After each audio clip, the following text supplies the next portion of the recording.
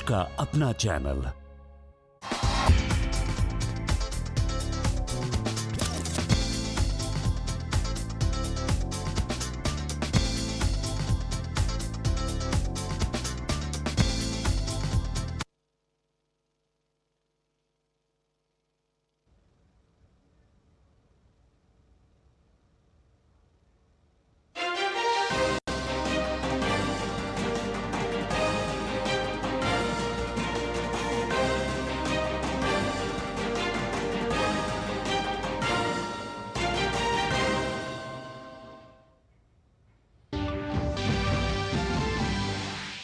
दार्जिलिंग जिले के रंगापानी स्टेशन के पास ट्रेन हादसा। कंचनजंगा एक्सप्रेस को मालगाड़ी ने पीछे से मारी टक्कर, 9 अफराद की मौत, तकरीबन 50 अफराद जख्मी। राहत और बचाव का काम मुकम्मल। वजीर रेल अश्विनी वैष्णव पहुंचे जाए हादसा। रेलवे ने महलूकीन के अहलखानों को 10 लाख और जख्मियों को 2.5 लाख की इमदादी रकम देने का किया ऐलान।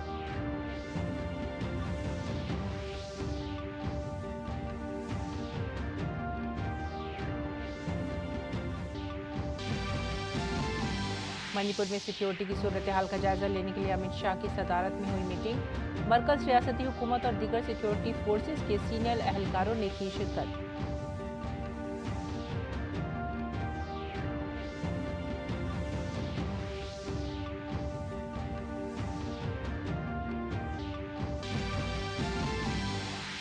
पानी की चोरी रोकने के लिए दिल्ली पुलिस का पाइपलाइन पर पहरा। वहीं बीजेपी ने केजरीवाल हुकूमत के खिलाफ तेज किया एहतजाजी मुजाहरा। कर्नाटक में पेट्रोल डीजल की बढ़ती कीमतों के खिलाफ बीजेपी का एहतजाज।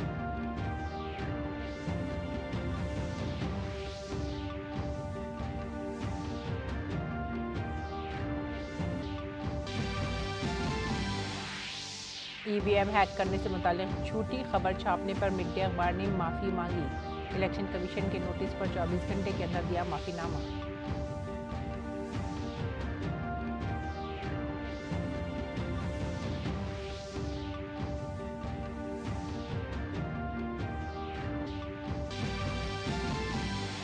आज मनाया जा रहा है इसार और कुर्बानी का त्यौहार ईद उल अजहा। ईदगाहों और मसाजिद में अदा की गई खुसूसी नमाज। सदर जमहूरिया, नायब सदर जमहूरिया और वजीर आजम ने अहले वतन को पेश की मुबारकबाद।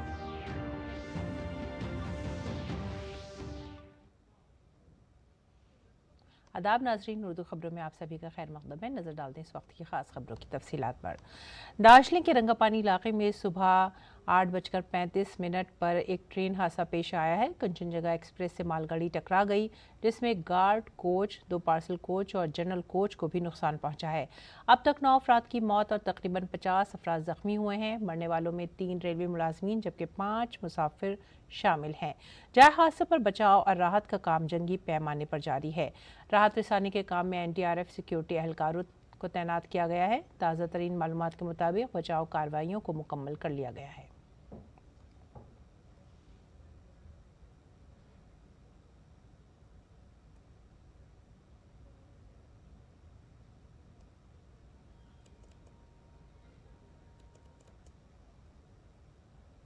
रेलवे ने मुसाफिरों, महलूकीन के अहलखाना और रिश्तेदारों की सहूलत के लिए हेल्पलाइन नंबर जारी किए हैं। और वजीर रेल अश्विनी वैष्णव जाए हादसा पर पहुंचे और इससे कबल उन्होंने सोशल मीडिया पर एक पोस्ट में वाक़े पर अफसोस का इजहार किया है। उन्होंने लिखा कि एनएफआर जोन में दर्दनाक हादसा, रेस्क्यू ऑपरेशन जंगी पैमाने पर जारी। रेलवे, एनडीआरएफ और एसडीआरएफ मिलकर काम कर रहे हैं। जख्मियों को अस्पताल ले जाया जा रहा है। आला हुकाम मौके पर पहुंच गए हैं।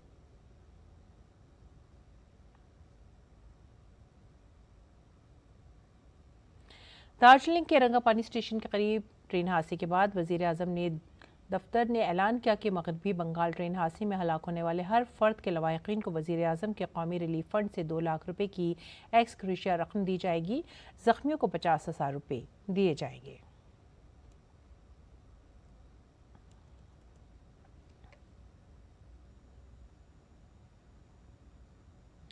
और मरकजी वजीर रेल अश्विनी वैष्णव जाए हादसा पर पहुंचकर सूरत हाल का जायजा लिया। उन्होंने कहा कि जख्मियों की जल्द सेहतयाबी के लिए तमाम तदाबीर की जाएंगी और हादसे की जांच की जाएगी।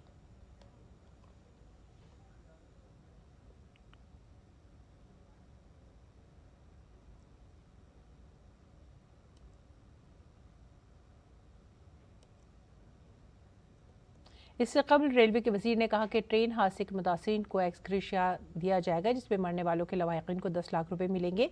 शदीद जख्मियों को 2.5 लाख रुपए और मामूली जख्मियों को 50,000 रुपए की रकम दी जाएगी।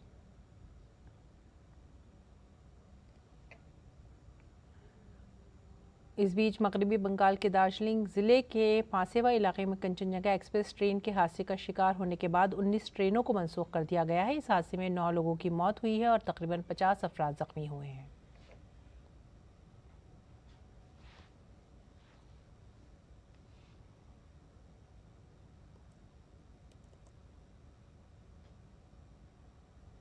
वज़ीर आज़म नरेंद्र मोदी कल वाराणसी में किसानों को पीएम किसान सम्मान निधि की 17वीं किस्त की शक्ल में 20,000 करोड़ रुपए जारी करेंगे।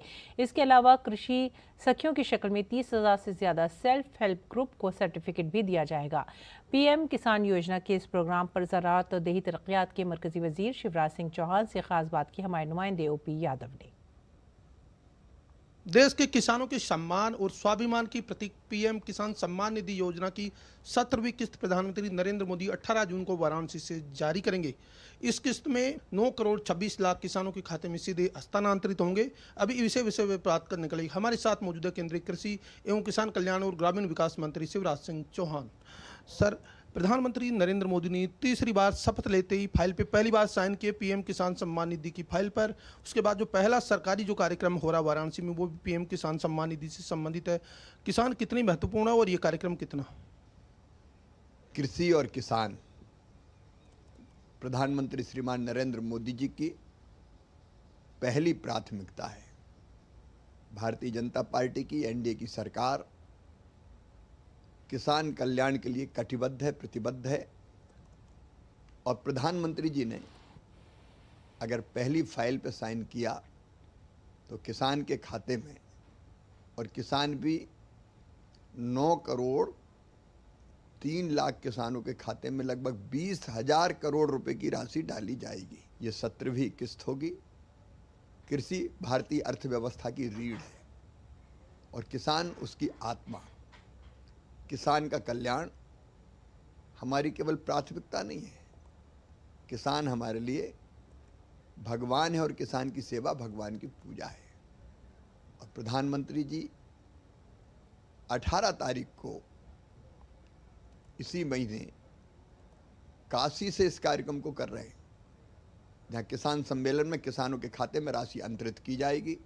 कार्यक्रम तो काशी में है, लेकिन केवल काशी में नहीं होगा। सभी कृषि विज्ञान केंद्रों में, प्राथमिक सहकारी समितियों के कार्यालय जहां है उन गांव में, ब्लॉक हेडक्वार्टर्स पर, कई पंचायतों में, कृषि उपज मंडियों में भी ये कार्यक्रम होंगे। सभी केंद्रीय मंत्री अलग अलग स्थानों से इस कार्यक्रम में सम्मिलित होंगे। सभी राज्यों के मुख्यमंत्रियों से हमने आग्रह किया है कि वो किसान कल्याण के इस कार्यक्रम में जरूर जुड़े। तो पहला कार्यक्रम प्रधानमंत्री श्रीमान नरेंद्र मोदी जी का तीसरी बार सरकार बनाने के बाद किसानों के कल्याण से प्रारंभ हो रहा है। इसी कार्यक्रम के दौरान 30,000 स्वयं सहायता समूह है, कृषि सखी प्रमाण पत्र दिए जाएंगे। आप भी जो मुख्यमंत्री रहे तो महिलाओं के लिए बहुत काम किया, तो ऐसे में कृषि सखी कितनी महत्वपूर्ण होंगी? लखपति दीदी प्रधानमंत्री जी का सपना है और संकल्प है। 1 करोड़ है, 2 करोड़ और बनानी है। उसके लिए अनेक प्रकार के कार्यक्रम हाथ में हम ले रहे हैं। महिला सेल्फ हेल्प ग्रुप की बहनों में से ही कई बहनों को चयनित करके कृषि सखी का प्रशिक्षण दिया गया है। और प्रशिक्षण दिया गया है कृषि से संबंधित कार्यों को ठीक ढंग से करने के लिए। ये कृषि सखियां अपने अपने क्षेत्र में सक्रिय रहेंगी।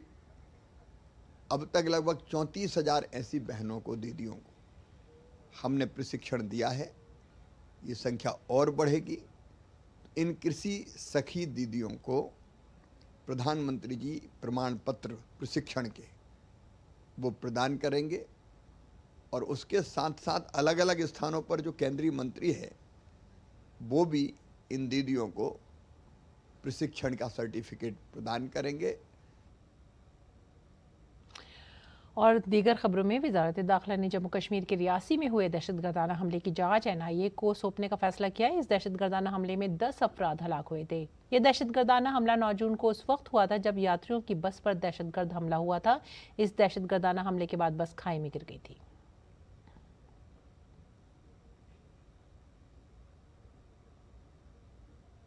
और जम्मू कश्मीर के हिंदवाड़ा के SSP दाऊद अयूब ने एक दहशतगर्द की गिरफ्तारी की इत्तला दी है। उन्होंने बताया कि फौज और पुलिस ने मिलकर ये ऑपरेशन किया है। उनके पास से कुछ हथियार भी बरामद हुए हैं। मजीद तफ्तीशात जारी हैं। कल हमें खबर मिली है कि एक टेररिस्ट है जिसके पास वेपन्स है और वो किसी ताक में बैठा हुआ है कि वो कोई टेरर इंसिडेंट कर लेगा। इस सिलसिले में इंफॉर्मेशन मिलने के बाद हमने आर्मी के साथ 30 RR के साथ पुलिस ने और बाकी SF के साथ ऑपरेशन लॉन्च कर लिया। अभी इन्वेस्टिगेशन चल रही है, कब से इन्वॉल्व था वो उस इन्वेस्टिगेशन में पता चल जाएगा। तो ये टच में था जो हमारे ज़ुहूर अहमद मीर सन ऑफ मोहम्मद अफजल मीर, एक मर्तीगाम का पाक में एक पाक हैंडलर है जो यहीं का है, पाक हैंडलर है, HM ऑर्गेनाइजेशन के साथ वाबस्ता है, उसी के कंटिन्यूस टच में था और उसी के शाय पे ये काम कर रहा था। मगरबी सिंहभूम में पुलिस और नक्सलियों के दरमियान तसादुम हुआ है। सिक्योरिटी फोर्सेस और नक्सलियों के दरमियान आज सुबह शुरू हुए इनकाउंटर में 4 नक्सली मारे गए हैं। ये वाकया मगरबी सिंहभूम जिले के गवाथना थाना इलाके में पेश आया है। इस इनकाउंटर की तस्दीक मगरबी सिंहभूम के SP आशुतोष शेखर ने की। इलाके में सर्च ऑपरेशन जारी है। कुछ नक्सलियों के जख्मी होने की भी खबर है। सिक्योरिटी फोर्सेस की जानिब से किसी जानी नुकसान की खबर नहीं है। पुलिस ने मौके पर काफ़ी मकदार में असला और दीगर अशिया भी बरामद की हैं। हुकूमत ने मारे गए 3 नक्सलियों पर इनामात का ऐलान किया है। उनके अलावा मरने वाली खातून नक्सलियाइट की शनाख्त जंगा पूर्ति उर्फ मिर्ला के तौर पर की गई है। आपको बता दें कि जंगल में नक्सलियों के जमा होने की इत्तला पर सिक्योरिटी फोर्सेस और पुलिस की टीम मुश्तरका गश्त पर गई थी। इसी दौरान नक्सलियों ने अचानक उन पर फायरिंग शुरू कर दी। फौजियों ने भी पोजीशन संभालकर जवाबी कार्रवाई की। तकरीबन 1 घंटे तक जारी रहने वाले इस इनकाउंटर के बाद मौके से 4 नक्सलियों की लाशें बरामद की गई हैं। 2 नक्सलियों को भी गिरफ्तार किया गया है। और मरकजी वजीर दाखिला और ताउन अमित शाह ने मणिपुर पर एक आला सतही मीटिंग की सदारत की। इस मीटिंग में वजीर दाखिला मणिपुर में सिक्योरिटी की सूरत हाल का जायजा लिया। इस आला सतही मीटिंग में मरकजी रियासती हुकूमत, फौज और दीगर सिक्योरिटी फोर्सेस के आला अफसरान ने भी शिरकत की।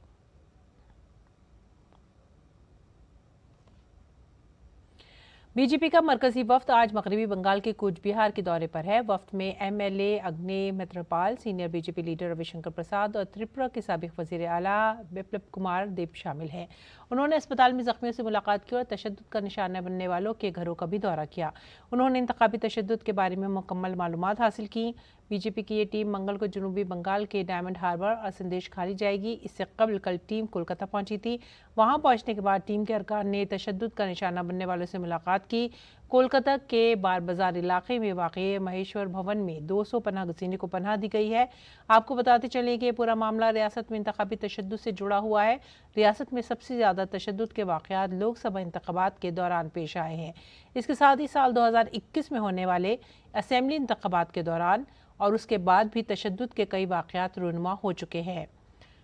बगडोगरा एयरपोर्ट पर सहाफ़ियों से बात करते हुए बिप्लब कुमार ने कहा कि ममता बनर्जी की ये आदत है, उन्हें इसे बदलना चाहिए।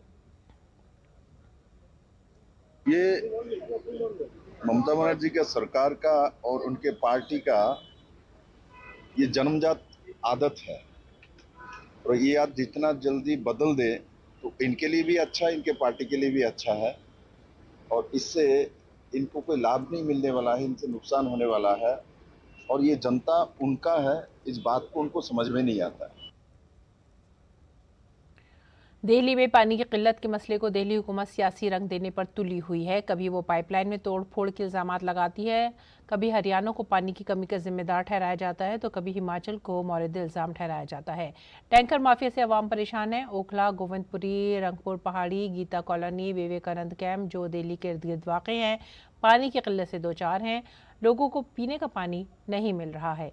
दिल्ली रियासत और म्यूनिसिपल कॉरपोरेशन दोनों में आम आदमी पार्टी इक़्तिदार में है, लेकिन केजरीवाल और उनकी टीम बहानों की आड़ में अपनी जिम्मेदारी से किनारा कशी कर रही है। इतवार को आतिशी ने मरकजी वजीर पानी को एक खत लिखकर मदद की दरख्वास्त की और दिल्ली पुलिस से पाइपलाइन की हिफाजत के सिलसिले में गश्त बढ़ाने की दरख्वास्त की, लेकिन केजरीवाल और उनकी टीम टैंकर माफिया और जल बोर्ड की खराब हालत पर खामोशी इख्तियार किए हुए है। बीजेपी के मुताबिक साल 2013 में जल बोर्ड 600 करोड़ रुपए के मुनाफे में था, लेकिन आज ये 73,000 करोड़ रुपए के खसारे में है। पिछले 10 सालों में एक भी वाटर ट्रीटमेंट प्लांट नहीं बनाया। जब अरविंद केजरीवाल दिल्ली के मुख्यमंत्री बने, मैं तो उस समय दिल्ली विधानसभा का मेंबर था, मैं तो 1993 से दिल्ली विधानसभा का मेंबर हूं। तब जल बोर्ड 600 करोड़ रुपए के मुनाफे में चल रहा था।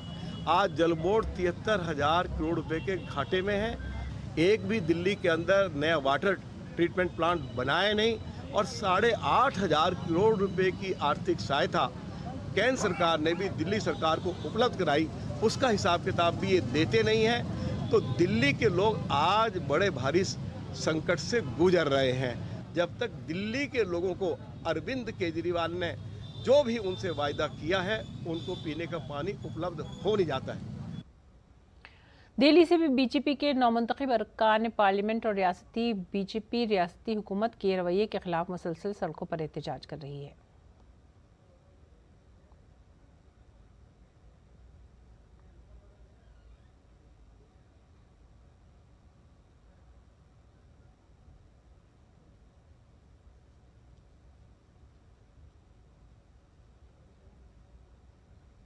और दिल्ली के बेशतर इलाकों में पाइपलाइनों के जरिए पानी की सप्लाई की जाती है, लेकिन हालिया दिनों में इसमें भी मुसलसल कमी आ रही है। वाटर ट्रीटमेंट प्लांट में पानी की कमी रिकॉर्ड की जा रही है। दिल्ली की रियासती हुकूमत इसके लिए हरियाणा को जिम्मेदार ठहरा रही है, जबकि 1994 में हरियाणा, उत्तर प्रदेश, राजस्थान, हिमाचल प्रदेश और दिल्ली के दरमियान यमुना की पानी की तकसीम का मुआहदा हुआ था।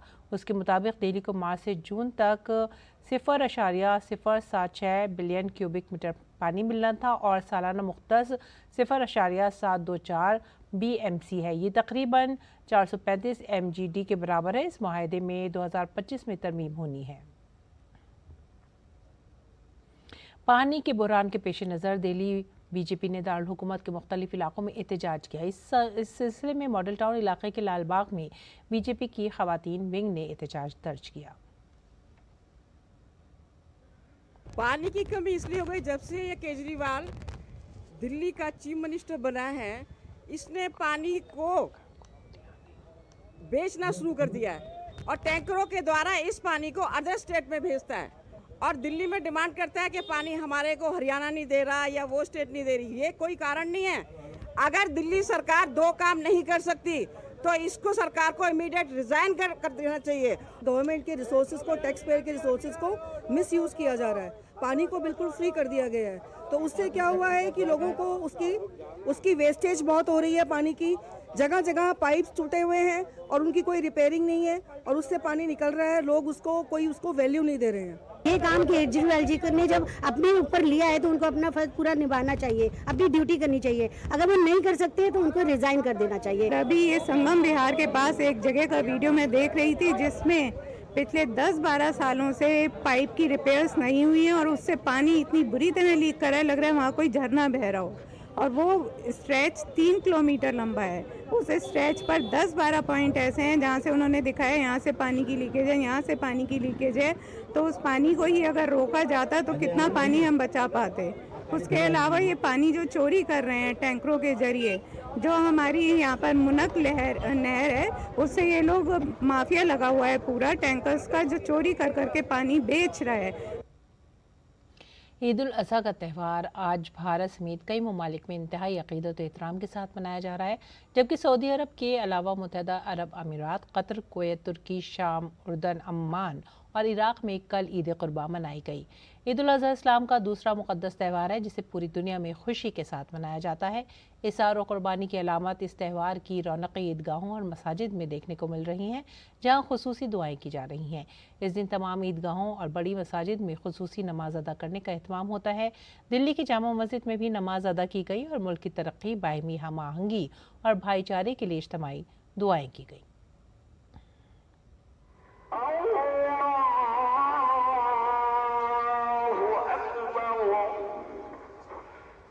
ईद उल अज़हा यानी ईद कुर्बान का त्यौहार इस्लामी कैलेंडर के महीने जिलहिज्जा की 10 तारीख को मनाया जाता है। ईद उल अज़हा मुसलमानों के 2 बड़े त्योहारों में से एक है। ये त्यौहार पैगंबर हज़रत इब्राहीम अलैहिस्सलाम की कुर्बानी की याद में मनाया जाता है। हज़रत इब्राहीम अलैहिस्सलाम ने अल्लाह की राह में अपने बेटे की कुर्बानी देने से भी गुरेज नहीं किया था, जिससे खुश होकर अल्लाह ताला ने हज़रत इब्राहीम अलैहिस्सलाम के बेटे के बजाय दुम्बे की कुर्बानी का हुक्म दिया। इसी वाक़े की याद में पूरी दुनिया के मुसलमान मस्जिदों और ईदगाहों में पहले 2 रकात नमाज अदा करते हैं। उसके बाद सुन्नते इब्राहीमी को ज़िंदा करते हुए अल्लाह की राह में जानवरों की कुर्बानी करते हैं। ईद उल अज़हा का त्यौहार खुदगर्जी से पाक होकर खिदमत करने की राह पर चलने का सबक देता है। ये त्यौहार हमदर्दी, आपसी भाईचारे, इत्तिहाद, प्यार और मोहब्बत की अलामत है। ये त्यौहार ज़रूरतमंदों की मदद करने का पैगाम देता है। ईद उल अज़हा अल्लाह की राह में अजीज़ तरीन चीज़ को कुर्बानी करने का दर्स देती है, यानी इंसानियत की भलाई के लिए इंसान अपने राहत और ऐश को कुर्बान कर दे, ताकि दुनिया से तमाम मसाइब और परेशानियां हमेशा के लिए ख़त्म हो जाएं और अल्लाह के बंदे भाईचारे के साथ पुरअमन तौर पर ज़िंदगी गुजार सकें। कलीम अहमद की रिपोर्ट, डीडी न्यूज़ उर्दू खबरें।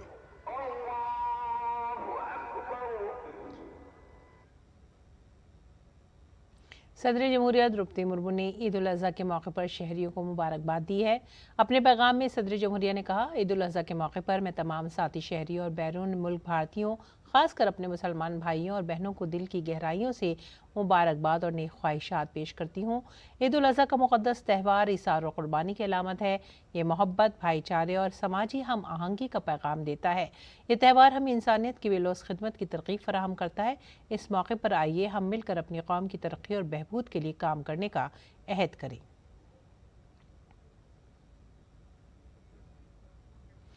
ईद उल अज़हा के मौके पर नायब सदर जमहूरिया ने अहले वतन को मुबारकबाद दी। ईद उल अज़हा के पुरमसरत मौके पर मैं तमाम हिंदुस्तानियों को दिल की गहराइयों से मुबारकबाद पेश करता हूँ। ईद उल अज़हा कुर्बानी और हमदर्दी के जज्बे की अलामत है। इस मुक़द्दस त्यौहार पर हम इत्तेहाद और भाईचारे की कदरों को याद रखें। ये इक़दार इस त्यौहार के साथ साथ हमारे माशरे की भी मजबूत बुनियाद हैं। ये ईद सब के लिए मुश्तरका खुशी और यकजहती का दिन है। दुआ है कि ये ईद हम सब के लिए अमन, खुशहाली और खुशियाँ लाए।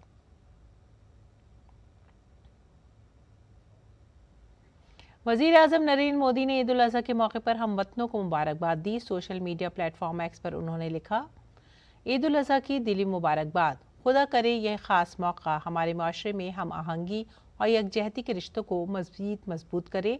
सब खुश और सेहतमंद रहें।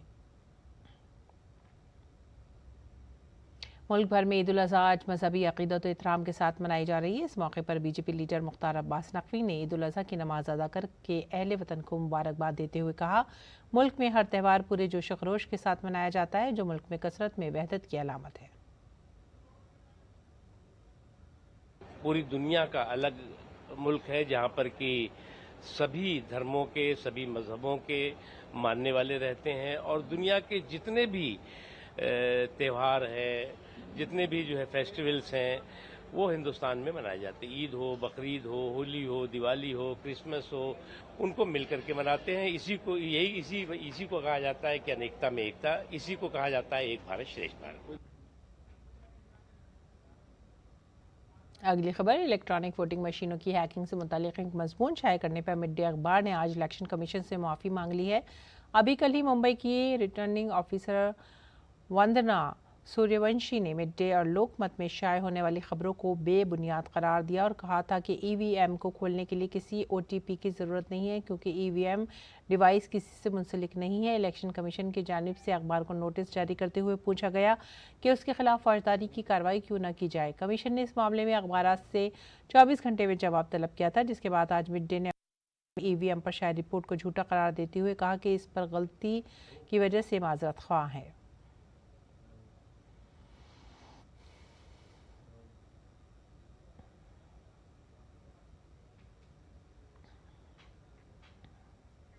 यह मामला मुंबई की शुमाल मगरबी लोकसभा सीट से शुरू हुआ था, जहां शिवसेना शिंदे घरड़े के नौमुंतखब MP रविंद्र वाइकर ने दोबारा गिनती में अपने हरीफ से 48 वोटों से इंतखाब जीत लिया था। अपोजिशन जमातों ने इंतखाबी नताइज को लेकर EVM को कटहरे में खड़ा करने की कोशिश की और इल्ज़ाम लगाया कि जब वोटों की गिनती जारी थी, रविंद्र वाइकर के रिश्तेदार ने मरकज़ के अंदर अपना मोबाइल इस्तेमाल किया। इस पर मुबैना तौर पर इल्ज़ाम लगाया गया कि उसने अपने मोबाइल फ़ोन से EVM मशीन को खोलने के लिए OTP जनरेट किया था। साबिक मरकजी वजीर और BJP लीडर राजीव चंद्रशेखर ने EVM पर सवाल उठाने वालों के दलाइल को खारिज कर दिया। उन्होंने कहा कि भारत में हर सतह पर EVM इंतहाई महफूज और किसी भी दीगर नेटवर्क या मीडिया से अलग है। The EVM in India is a very secure machine because A, it is completely isolated from any connectivity. B, the individual machine in hundreds and thousands of numbers are kept under strict physical security. This was not so much about an argument as much as I was clarifying to somebody who's sitting in the US and does not know what India is and what the Indian EVM is, and exchanging my views. And I said, look, in the end, we will all agree to disagree. अगली खबर कर्नाटक से। कर्नाटक के अवाम हफ्ते से petrol और diesel की बढ़ी हुई कीमतों का अदा कर रहे हैं। वज़ीर आला सिद्धारमैया ने इतवार को हुकूमत के इस फैसले का दफा किया। उन्होंने दलील दी कि वैट की शरह में इजाफे की वजह से रियासत में तरक्याती काम जारी रहेंगे। रियासती हुकूमत ने पेट्रोल और डीजल पर कर्नाटक सेल्स टैक्स की शरों में इजाफा किया है, जिसके बाद रियासत में ईंधन की कीमतों में 3 रुपये का इजाफा हुआ है।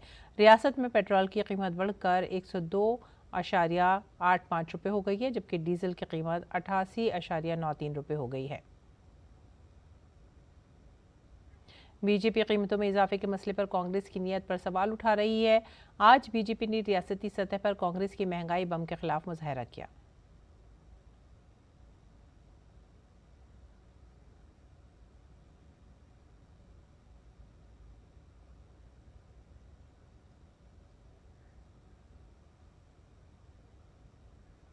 और बीजेपी ने कांग्रेस पर इल्ज़ाम आयद किए कि कांग्रेस एक जानिब महंगाई का मुल्क भर में ढिंडोरा पीटती है तो दूसरी तरफ कांग्रेस की रियासती सरकार लोगों को महंगाई की चक्की में पीस रही है, जिसकी वजह से अशाया खुर्दनोश के साथ साथ दीगर चीज़ें भी महंगी हो जाएंगी, जिसका बराह रास्त असर लोगों की जिंदगियों पर पड़ेगा।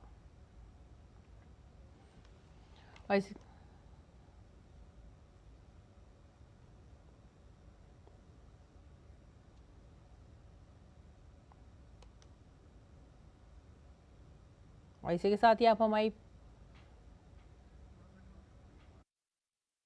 साथ ही अब आपसे विदा लेने का वक्त आ गया है। आप हमारी पूरी टीम को दीजिए इजाज़त। आदाब।